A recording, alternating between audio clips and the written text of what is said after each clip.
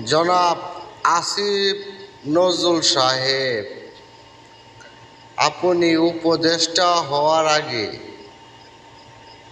এখন বর্তমানে যে আরাম আয়েশে জনগণের টাকা যে মজার মজার খাবার আপনি খাচ্ছেন, আর আপনি ভালো ভালো ডায়লগ দিচ্ছেন বাংলাদেশে, ঐক্যবদ্ধ থাকলে চাঁদাবাজদের প্রতিরোধ করতে পারবেন। জনগণ তো বর্তমানে জানে আপনার চেয়ে বড় চাঁদাবাজ বাংলার বুকে আর বর্তমানে নাই। তো চোরের মাল এত বড় গলা কেন? আপনি কি চাঁদাবাজ নন?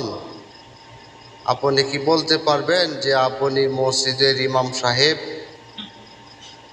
আপনি জনগণের টাকা যে হারে মেরেছেন, কিংবা যেভাবে 5ই আগস্টের পর যেভাবে দেশে চাঁদাবাজি করেছেন, এইগুলা যখন প্রকাশ্যে আসবে তখন আপনি বাংলাদেশে টিকে থাকতে পারবেন তো?